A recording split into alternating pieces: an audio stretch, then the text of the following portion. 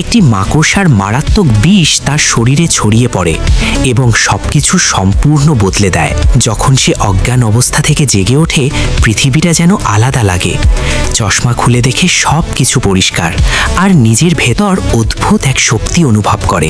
বাড়ি থেকে বের হওয়ার সময় সে বুঝতে পারে তার গতি অসাধারণ দ্রুত হয়ে গেছে। অজান্তেই তার হাত কলেজ বাসের ব্যানারে এমনভাবে লেগে যায় যে সহজে সারানো যায় না। সে পাশের বাড়ির মেয়েটিকে দেখে হঠাৎ মেয়েটির পা পিছলে যায়, কিন্তু সে মুহূর্তেই তাকে ধরে ফেলে। এক হাতে তাকে বাঁচায়, অন্য হাতে ট্রে সামলে ফেলে। এক ফোঁটা খাবারও পড়ে না। পিটার পার্কার আর মেরি জেনের সেই মিষ্টি হাসির মুহূর্তের পর ক্যাফেটেরিয়ায় বসে থাকার সময় পিটার লক্ষ্য করে যে একটি কাঁটা চামচ তার হাতে আঠার মতো লেগে আছে। সে সেটি ছাড়ানোর চেষ্টা করতেই তার কবজি থেকে জালের মতো একটি সূক্ষ্ম সুতো বেরিয়ে আসে এবং পাশের একটি খাবারের ট্রেতে গিয়ে আটকে যায়। পিটার যখন সেই সুতোটি টান দেয় আর সেই টানে পাশের খাবারের ট্রে গিয়ে সোজা পড়ল ফ্ল্যাশ থমসনের পিঠে। ব্যাস, ফ্ল্যাশ তো রেগে আগুন। পিটার ভয় পেয়ে সেখান থেকে সরে যাওয়ার চেষ্টা করে, কিন্তু জালের আঠা যেন কিছুতেই পিছু ছাড়ছে না। শুরু হলো স্কুলের করিডোরে সেই বিখ্যাত লড়াই।